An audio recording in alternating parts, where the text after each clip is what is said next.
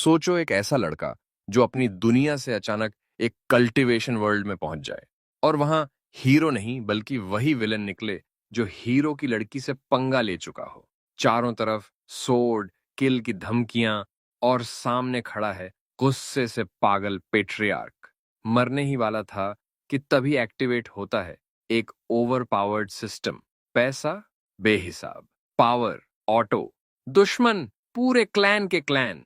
ये कहानी है लिन बे की, जो मरने से पहले पेट्रियार्क बन गया और विलन से बॉस बनने की शुरुआत यहीं से होती है। कहानी की शुरुआत ग्रैंड लिन परिवार के मुख्य हॉल से होती है, जहां हमारा हीरो फर्श पर पूरी तरह से होश खोए हुए जय जागता है और कोई उसे होश में लाने के लिए उस पर पानी फेंकने के लिए चिल्लाता है। बिना सोचे समझे उसके चेहरे पर एक बाल्टी पानी फेंक दिया जाता है और जाहिर है वह इस बारे में शिकायत करता है। लेकिन ठीक बाद में हमारा हीरो अपने पैरों पर खड़ा हो जाता है और चिल्लाता है कि उसे काम के लिए देर हो रही है।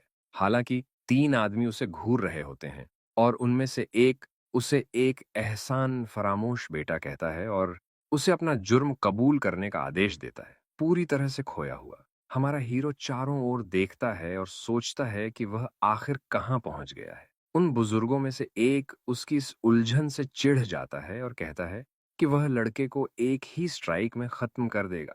अगली चीज जो आप जानते हैं, वह आदमी अपनी सोड निकालता है और हमारे लड़के पर लपकता है, जिसे एहसास होता है कि यह सब असली है। हालांकि कुलपिता लिन उस हमलावर की ब्लेड को पकड़ लेते हैं, जिसे कुलपिता शू कहा जाता है, और हमारा हीरो कुलपिता लिन के पीछे छिप जाता है और रोते हुए कहता है कि किल करना कानून के खिलाफ है। इसके ऊपर कुलपिता शू उस बच्चे द्वारा बूढ़ा कहे जाने पर और भी गुस्से में आ जाते हैं। फिर भी कुलपिता लिन वादा करते हैं कि पूछताछ के बाद वह अपने बेटे को शू परिवार को सौंप देंगे। इसके साथ कुलपिता शू पीछे हट जाते हैं और कहते हैं कि वह देखेंगे कि लड़का इससे बचने के लिए क्या चालें चलेगा। इसके तुरंत बाद वे हमारे लड़के से कहते हैं कि वह खाली बैठना बंद करे और तुरंत घुटनों पर बैठ जाए, क्योंकि उसे शू परिवार की बड़ी बेटी के खिलाफ किए गए जुर्म के लिए माफी मांगनी है। हीरो पूरी तरह से अनजान होता है। कुलपिता शू कहते हैं कि लिन बे याददाश्त खोने का नाटक कर रहा है और उन्हें बस उसे खत्म कर देना चाहिए। लेकिन लिन बे नाम सुनते ही हमारे लड़के को सिर में तेज दर्द महसूस होता है और यादों का सैलाब आने लगता है। वह शरीर के पिछले मालिक के पूरे जीवन को देखता है और समझ जाता है कि वह अपनी असली दुनिया में नहीं है। उसे पिछली रात की एक याद भी आती है, जिसमें एक ऐसा आदमी होता है जिसके चेहरे पर कैरेक्टर लिखा होता है। हमारे हीरो को एक अमीर लड़के और एक सुंदर लड़की वाला क्लासिक सीन भी याद आता है, और चीजें तब और खराब हो जाती हैं जब वह पुराने लिनबे को उस लड़की को रिझाने की कोशिश करते हुए देखता है जो बहुत परेशान दिख रही थी।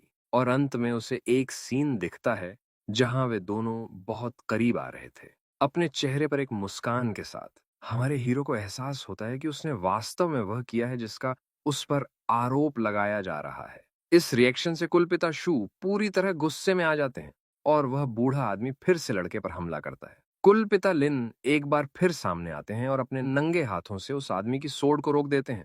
उस पल हमारे हीरो को आखिरकार सब समझ आ जाता है। वह कहानी का हीरो नहीं है, वह तो विलन है जो असली हीरो की लड़की के साथ छेड़छाड़ करता है। हताश होकर वह उस गुस्सैल बूढ़े आदमी द्वारा टुकड़ों में कटने से बचने के लिए किसी त्वरित समाधान के बारे में सोचने की कोशिश करता है। हालांकि अचानक उसके शरीर के चारों ओर एक पर्पल एनर्जी दिखाई देती है, जिससे लिन बे पूरी तरह उलझ जाता है। और कहीं से भी एक सिस्टम स्क्रीन सामने आती है जो घोषणा करती है कि जानलेवा खतरा, मॉर्टल डेंजर डिटेक्ट किया गया है और इसे एक्टिवेट कर दिया गया है। सिस्टम फिर हमारे हीरो को एक स्टार्टर गिफ्ट पैक देता है, जिसे वह तुरंत स्वीकार कर लेता है। इसके साथ उसे 200 मिलियन स्टोन्स मिलते हैं और उस बूढ़े आदमी से बचने का एक मिशन मिलता है, वरना उसका खेल खत्म हो जाएगा। हमारा लड़का चिढ़ जाता है क्योंकि पैसा बेकार है अगर वह इसे खर्च करने के लिए जिंदा ही ना बचे।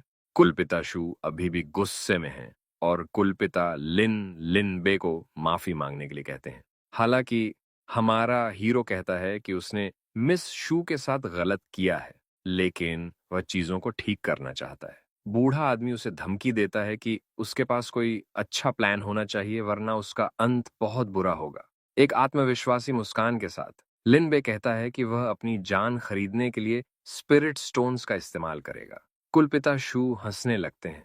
उन्हें हमारे लड़के का प्रस्ताव बेहद मजाकिया लगता है, लेकिन वह जल्दी ही गुस्से में आ जाते हैं और लिन परिवार पर उनका मजाक उड़ाने का आरोप लगाते हैं।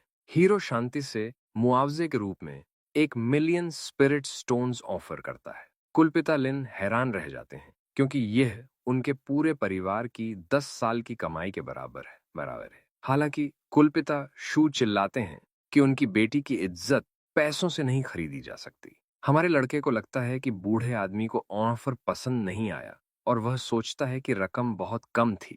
इसलिए मुस्कुराहट के साथ वह ऑफर बढ़ाकर 5 मिलियन स्पिरिट स्टोन्स कर देता है। कुलपिता शू का दिल तेजी से धड़कने लगता है क्योंकि अब प्रस्ताव बहुत ज्यादा दिलचस्प हो गया है। फिर भी कुलपिता शू अपना संयम बनाए रखने की कोशिश करते हैं और कहते हैं कि उनका परिवार सम्मानित और गर्व से भरा है। इसीलिए वह चिल्लाते हैं कि 10 या 100 मिलियन स्टोन्स के लिए भी वह हमारे लड़के को माफ नहीं करेंगे। फिर वह बूढ़ा आदमी इस सब को एक बार में खत्म करने के लिए एक सोर्ड अटैक तैयार करता है। हालांकि हमारा हीरो शांति से पूछता है कि क्या 100 मिलियन स्पिरिट स्टोन्स काफी होंगे। फिर आसमान से रंगीन स्पिरिट स्टोन्स की बारिश होने लगती है, जिससे पूरा हॉल भर जाता है। कुलपिता शू पूरी तरह से दंग रह जाते हैं और उन्हें अपनी आंखों पर यकीन नहीं होता। झटका इतना बड़ा होता है कि वह अपना संतुलन खो देते हैं और फर्श पर गिर जाते हैं। फटी आंखों से वह इतने सारे पैसों के सामने सुन्न और अवाक रह जाते हैं। पत्थरों के पहाड़ के सामने बैठकर वह पूछते हैं कि क्या यह वाकई 100 मिलियन है। यहां तक कि कुलपिता लिन भी हक्के बक्के रह जाते हैं। वे कहते हैं कि उन्होंने अपने पूरे जीवन में इतने सारे पत्थर कभी नहीं देखे। दूसरे बुजुर्ग भी हैरान हैं और सोच रहे हैं कि उसके पास इतना कैश कहां से आया। ढेर के सामने घुटनों के बल बैठकर कुलपिता शू पूछते हैं कि क्या यह सब वाकई उनके परिवार के लिए है। हमारा हीरो तब कहता है कि बूढ़ा आदमी स्वाभिमानी है, लेकिन सिस्टम के साथ वह जितने चाहे उतने स्टोन्स पा सकता है, और अगर आदमी उन्हें नहीं चाहता तो वह कहता है कि वह बस सारे स्पिरिट स्टोन्स वापस रख लेगा। लेकिन आखिरी सेकंड में कुलपिता शू हमारे लड़के का हाथ पकड़कर उसे रोक देते हैं। कुलपिता शू के मन में एक बहस चलती है क्योंकि उनकी बेटी की इज्जत धूमिल हुई है, लेकिन ये बहुत सारा पैसा है, और अंत में वह दबाव सहन नहीं कर पाते और रोने लगते हैं क्योंकि ऑफर ठुकराने के लिए बहुत अच्छा है। फिर भी वह दिखावा बनाए रखने की कोशिश करते हैं और कहते हैं कि वह हमारे हीरो को माफ नहीं करेंगे, इन सब पैसों के लिए भी नहीं। हालांकि वह लिन बे का हाथ पकड़े रहते हैं और कोई अच्छा बहाना सोचने की कोशिश करते हैं। फिर कुलपिता लिन उनकी मदद करते हैं और कहते हैं कि उनके परिवार दोस्त हैं और इसके लिए लड़ना ठीक नहीं है। कुलपिता शू स्पिरिट स्टोन्स वाला कार्ड स्वीकार करते हैं और आखिरकार शांत हो जाते हैं। वह कहते हैं कि वह अपनी बेटी को घर ले जाएंगे और हमारे लड़के को माफी मांगने के लिए 3 दिन का समय देते हैं, और अपने विचारों में वह अपनी बेटी से माफी मांगते हैं कि उन्होंने शू परिवार के भविष्य के लिए उसका सौदा कर दिया। इसके ठीक बाद सिस्टम घोषणा करता है कि मिशन सफल रहा और हमारे हीरो को अपना इनाम मिलता है। अपनी खाल बचाने पर महसूस करते हुए वह जिज्ञासु होता है और तुरंत सिस्टम से अपना अगला मिशन चेक करता है। नया टास्क परिवार से एक निकालना है और इनाम 200 मिलियन स्टोन्स है। हालांकि उसके पिता पास आते हैं और पूछते हैं कि उसे इतना सारा कैश कहां से मिला और उसने कुछ बचाया क्यों नहीं। इस बीच एक बुजुर्ग सब कुछ देख रहा होता है। उसे स्टोन्स की उत्पत्ति बहुत संदिग्ध लगती है और वह कार्रवाई करने का फैसला करता है। वह फिर पास आता है और हमारे हीरो पर लिन परिवार को बर्बादी की ओर ले जाने का आरोप लगाता है। कुलपिता लिन उलझन में है और ग्रेट एल्डर से पूछते हैं कि उनका क्या मतलब है। ग्रेट एल्डर तब चिल्लाते हैं कि 100 मिलियन बहुत ज्यादा पैसा है और हमारे लड़के पर चोरी का आरोप लगाते हैं। लेकिन लिनबे शांति से पूछता है कि इस क्षेत्र में ऐसी कौन सी शक्तिशाली हस्ती होगी जिसके पास इतना कैश होगा जिसे चुराया जा सके। बूढ़ा आदमी अवाक रह जाता है, लेकिन इस बात पर अड्डा रहता है कि स्टोन्स का स्रोत केवल बड़ी मुसीबत ही हो सकता है। हमारा हीरो तब सुझाव देता है कि पैसा शायद एक गिफ्ट था, लेकिन एल्डर को इस पर शक होता है। लिनबे लॉजिक का इस्तेमाल करते हुए कहता है कि वह मौके पर पकड़े बिना इतनी शक्तिशाली हस्ती को कभी नहीं लूट सकता था। इस दलील के साथ ग्रेट एल्डर पूरी तरह निरुत्तर हो जाते हैं और उन्हें समझ नहीं आता कि क्या कहें। यहाँ तक कि परिवार के अन्य सदस्य भी सहमत होते हैं कि लिनबे के लिए ऐसी चोरी करना असंभव होगा। इसलिए वह बूढ़ा आदमी पीछे हट जाता है और कहता है कि वह बस चिंतित था, लेकिन उसे अभी भी हमारे लड़के पर शक है। हमारा हीरो तब गंभीर हो जाता है और कहता है कि अब उसकी बारी है कुछ सवाल पूछने की। एल्डर अपना बचाव करते हुए कहते हैं कि वह जो कुछ भी करते हैं वह परिवार की भलाई के लिए है और उनका ज़मीर साफ है। हालांकि हमारा हीरो उन पर उसे फंसाने और पूरे लिन परिवार को खतरे में डालने का आरोप लगाता है। वह फिर एक रिकॉर्डिंग स्टोन दिखाता है और कहता है कि वह किसी को भी उसे फंसाने नहीं देगा। अपने विचारों में वह सिस्टम से प्रार्थना करता है कि उसे जो सबूत मिला है वह वाकई भरोसेमंद हो, और फिर वह सभी को बताता है कि इस सब के पीछे असली अपराधी कोई और है। रिकॉर्डिंग शुरू होती है जिसमें पुराने लिनबे और ग्रेट एल्डर के बीच शू लड़की के मुद्दे पर बातचीत दिखाई देती है। रिकॉर्डिंग में ग्रेट एल्डर पुराने लिनबे को एक चीज देते हुए कहते हैं कि इससे वह लड़की खुश हो जाएगी। तब पुराना हीरो उन्हें धन्यवाद देता है और मुस्कुराहट के साथ गिफ्ट ले लेता है। हालांकि वर्तमान लिनबे समझाता है कि उस चीज में एक ऐसी जड़ी बूटी थी जिसने लोगों को भ्रमित कर दिया था। इसके साथ कुलपिता लिन को एहसास होता है कि यह सब एक गलत फहमी थी और उनका बेटा निर्दोष है। हताश होकर ग्रेट एल्डर किसी के देखे बिना चुपचाप वहां से खिसकने की कोशिश करते हैं, लेकिन हमारा हीरो उन्हें रोकता है और पूछता है कि वह इतनी जल्दी में कहाँ जाने की सोच रहे हैं। तब कुलपिता लिन अपनी सोर्ड निकालते हैं और चिल्लाते हैं कि वह बूढ़ा आदमी भागने के बारे में सोचे भी नहीं। गुस्से में वह गद्दार पर हमला करते हैं और कहते हैं कि वह अपने बेटे को फंसाने के लिए उसे काट डालेंगे। कुलपिता के रूप में वह ग्रेट एल्डर से उनका पद छीन लेते हैं और उन्हें डंजन में भेज देते हैं। सिस्टम तब घोषणा करता है कि मिशन सफल रहा और हमारे हीरो को और 200 मिलियन स्टोन्स मिलते हैं। पूर्व एल्डर अपनी हार मान लेते हैं, लेकिन पूछते हैं कि सबूत पहले क्यों नहीं दिखाया गया। हमारा लड़का समझाता है कि अगर उसने इसे शुरुआत में दिखाया होता तो कुलपिता शू इस पर विश्वास नहीं करते और बस और ज्यादा गुस्सा हो जाते। बूढ़ा आदमी चौंक जाता है। उसे हमारे हीरो के प्लान की बुद्धिमानी और ठंडी गणना का एहसास होता है। उसे समझ आता है कि उसने जानबूझकर शू परिवार के करीब जाने के लिए इस सेटअप का इस्तेमाल किया। हालांकि एक अन्य एल्डर पास आते हैं और शू परिवार को दिए गए पैसों के लिए स्पष्टीकरण मांगते हैं। हमारा लड़का फिर पूछता है कि किसने कहा कि उसके पास केवल 100 मिलियन थे, और वह पत्थरों का एक और पहाड़ खड़ा कर देता है। कुलपिता लिन को गर्व महसूस होता है और बाकी लोग सोचते हैं कि क्या वह किसी शक्तिशाली हस्ती को जानता है, लेकिन हमारा हीरो इसे रहस्यमयी बनाए रखता है और कहता है कि वह किसी के सामने अपने राज नहीं खोल सकता। इसके साथ एल्डर आश्वस्त हो जाते हैं कि उसके पीछे कोई शक्तिशाली मास्टर है, और उसके पिता यहाँ तक कल्पना करते हैं कि शायद वह लिन कबीले की मुख्य शाखा के किसी व्यक्ति से मिला हो। हमारा हीरो अनजान है और सोचता है कि आखिर वे सब क्या सोच रहे हैं। हालांकि उसे एहसास होता है कि अब सबसे जरूरी चीज परिवार के भीतर पावर और सम्मान हासिल करना है। इसलिए वह घोषणा करता है कि पैसा मुफ्त नहीं होगा, क्योंकि उसकी एक छोटी सी शर्त है। वह घोषित करता है कि अब से लिन परिवार के पास कमान की केवल एक ही आवाज होगी, और एक आत्मविश्वासी मुस्कान के साथ वह पूछता है कि कौन उसके फैसले का समर्थन करता है और कौन विरोध। कुलपिता लिन हैरान है। उन्हें लगता है कि उनका बेटा उनका पद छीनने की कोशिश कर रहा है।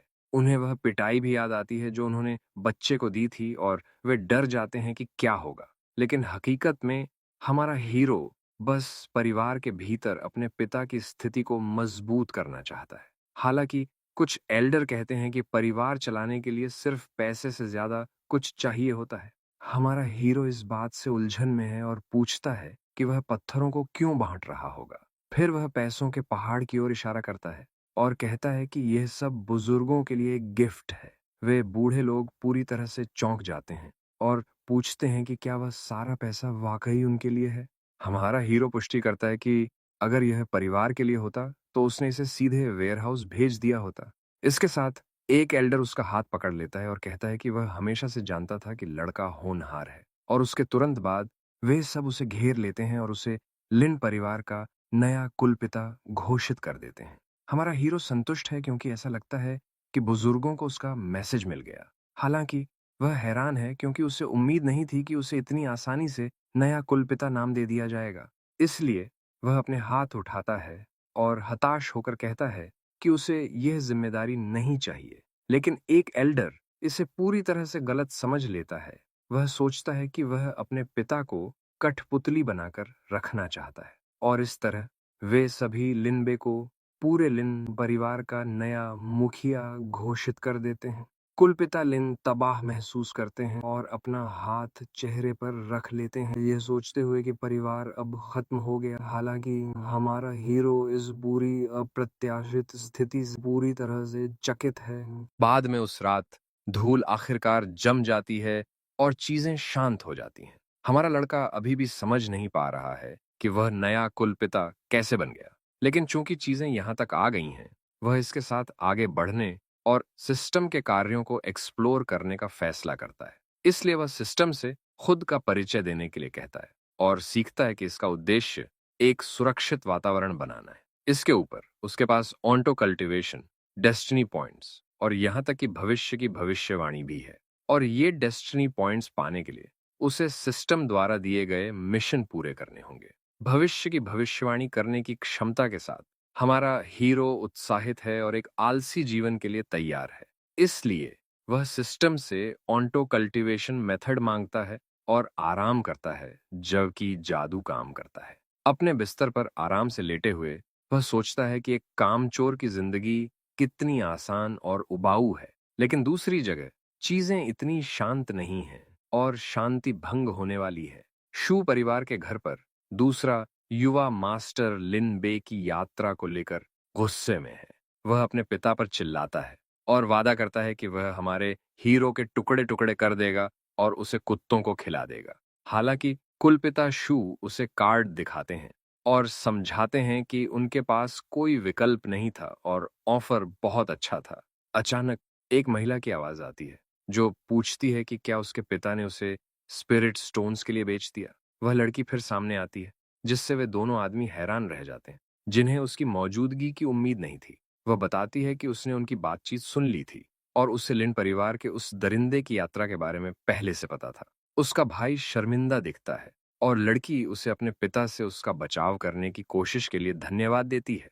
अंत में वह कहती है कि वह स्थिति को समझती है और परिवार का भविष्य उसके लिए ज्यादा महत्वपूर्ण है। लेकिन लड़की गंभीर नजर से कहती है कि वह लिन लिन बे को ऐसे ही नहीं जाने देगी। वह फिर अपनी सोर्ड निकालती है और कसम खाती है कि वह उस बदमाश को खत्म कर देगी, भले ही इसके लिए उसे अपनी जान ही क्यों न देनी पड़े। उसके पिता और भाई डरे हुए हैं, ये जानते हुए कि इस गुस्से के साथ हमारा हीरो खत्म हो जाएगा। वह युवती फिर अपनी सोर्ड आगे करती है और अपने पिता को धमकी देती है कि अगर उन्होंने उसे रोकने की कोशिश की तो अच्छा नहीं होगा। वह ब्लेड को अपनी गर्दन की ओर मोड़ती है और कहती है कि वह अभी अपनी जान ले लेगी। हताश कुलपिता शू उसे रोकने के लिए दौड़ते हैं और वादा करते हैं कि वह उसे उस लड़के से बदला लेने देंगे। लड़की को मुश्किल से यकीन होता है और वह पूछती है कि क्या वह बदले के बारे में गंभीर हैं। चिल्लाते हुए पिता इसकी पुष्टि करते हैं कि उनका वादा शुद्ध सोने से भी ज्यादा ठोस है। वह फिर युद्ध के लिए सैनिकों को तैयार करने और हमारे हीरो को बंधक बनाने का आदेश देते हैं। इस बीच लिनबे बस चिल कर रहा है और उसका कल्टीवेशन लेवल बिना किसी मेहनत के अपने आप बढ़ रहा है। लेकिन एक सिस्टम चेतावनी सामने आती है जिसमें कहा गया है कि उस लड़की की वजह से शू परिवार अभी भी बदला लेना चाहता है। हमारा लड़का घबरा जाता है क्योंकि सिस्टम उसके ऑटो कल्टीवेशन को तब तक रोक देता है जब तक वह नया मिशन पूरा नहीं कर लेता। वह हैरान है क्योंकि मिशन शू यागी के साथ दोस्त बनना है, वही महिला जो उसके टुकड़े करना चाहती है। टास्क ये है कि उस लड़की को उसे मारने का इरादा छोड़ना होगा और उसका दोस्त बनना होगा, वरना उसका कीमा बना दिया जाएगा। शू निवास पर लिन परिवार का एक पक्षी ऊपर से उड़ता है और वे तुरंत उसे मार गिराने का आदेश देते हैं और दुश्मनी तुरंत शुरू हो जाती है और लिन परिवार के बेचारे संदेशवाहक पक्षी को हवा में ही मार गिराया जाता है। इस बीच कुलपिता शू अपनी बेटी से वादा करते हैं कि जब लिन बे आएगा तो 500 आदमी उस पर घात लगाकर हमला एम्बुश करेंगे। लेकिन बदले की प्यासी वह लड़की कहती है कि वह उस पर पहली सोर्ड स्ट्राइक करना चाहती है और उसका गुस्सा इतना तेज है कि ये उसके पिता और भाई को भी पूरी तरह से डरा देता है। तभी एक गार्ड घोषणा करता है कि हमारा हीरो आ गया है और कुलपिता उससे जाल में चलने के लिए कहते हैं और इस तरह हमारा लड़का हॉल में प्रवेश करता है और उसका सामना दर्जनों गार्डों और शू परिवार से होता है जो उसका इंतजार कर रहे होते हैं। उसे एहसास होता है कि सिस्टम सही था और लड़की वाकई उसे मारना चाहती है, लेकिन उसके पास कोई चारा नहीं है। तब लड़की का भाई हमारे हीरो पर झपटता है और चिल्लाता है कि वह अपनी बहन का बदला लेगा, लेकिन सिस्टम जानलेवा खतरा डिटेक्ट करता है और हमारे लड़के के लिए एक ऑटो बैटल सर्विस एक्टिवेट कर देता है। इसके साथ हमारा हीरो पासा पलट देता है और वह लड़का उससे विनती करता है कि वह उसके बाल खराब ना करे।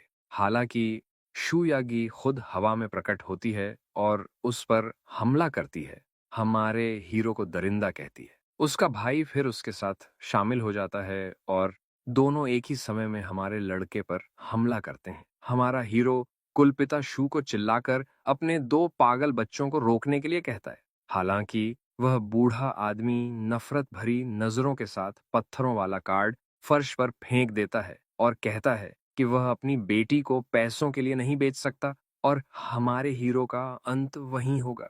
सिस्टम तब उसकी बैटल पावर को पूरी तरह से एक्टिवेट कर देता है और हमारा लड़का कहता है कि वह कोई दया नहीं दिखाएगा। वह उन भाई बहनों के सभी अटैक्स को गजब की आसानी से चकमा देने लगता है। कुलपिता शू का मुंह खुला रह जाता है और वे सोचते हैं कि ये किस तरह की चपलता वाली तकनीक है। हमारा हीरो तब रुकता है और कहता है कि वह बस माफी मांगना चाहता था, लेकिन वे उसे बोलने नहीं देंगे। लड़की कहती है कि वह बात कर सकता है, लेकिन वे उसके मरने से पहले आखिरी शब्द होंगे। अंत में वह एक चमकता हुआ बॉक्स दिखाता है और कहता है कि वह उसे नहीं मार सकती और उसके पास उसे दिखाने के लिए कुछ है। वह उसे स्पष्टीकरण देने की चुनौती देती है और हमारा लड़का कहता है कि अगर वह अभी भी अड़ी रही तो वह अपनी नियति स्वीकार कर लेगा। फिर हमारा हीरो पुराने लिनबे की ग्रेट एल्डर के साथ एक रिकॉर्डिंग दिखाता है जहां वह बूढ़ा आदमी शू लड़की का दिल जीतने में मदद करने के लिए एक गिफ्ट ऑफर करता है। पुराना हीरो उन्हें धन्यवाद देता है और चेहरे पर मुस्कान के साथ गिफ्ट ले लेता है। वर्तमान में वापस कुलपिता शू इस खुलासे से पूरी तरह हैरान है। हमारा लड़का समझाता है कि वह उनके परिवारों के बीच संघर्ष पैदा करने के लिए एक सेटअप का शिकार हुआ था। फिर शू यागी खुद कहती है कि इस सब से फायदा पाने वाला एकमात्र व्यक्ति ये ही परिवार होगा। उसका भाई उलझन में है और पूछता है कि क्या वाकई वे इस पूरे हंगामे के पीछे हैं। हमारा हीरो इसकी पुष्टि करता है और कहता है कि पकड़े जाने के बाद ग्रेट एल्डर ने सब कुछ कबूल कर लिया, लेकिन लड़की को शक है और वह कहती है कि भाई येआन उसके साथ अच्छा व्यवहार करता है और ऐसा नहीं करेगा। वह यह तर्क देती है कि उसने उससे मुलाकात नहीं की ताकि अफवाहें और खराब न हो। हमारा हीरो सोचता है कि हाँ, हकीकत में ये यान लड़का बस उससे मिलना नहीं चाहता था। वह फिर उसे माफी के तौर पर एक स्क्रॉल थमाता है। लड़की हैरान रह जाती है क्योंकि उसे उस चीज से एक मजबूत सोर्ड इंटेंट महसूस होता है। इसके तुरंत बाद उसे एहसास होता है कि यह एक सेलेस्टियल ग्रेड कल्टीवेशन मेथड है, लेकिन उसका भाई गुस्से से फट पड़ता है और चिल्लाता है कि वह अपनी बहन को गिफ्ट्स से नहीं खरीद सकता। वह युवा आदमी फिर से हमारे हीरो को खत्म करने के लिए उस पर हमला करता है। हालांकि शू यागी खुद हताश होकर चिल्लाती है कि वह तुरंत हमला रोक दे,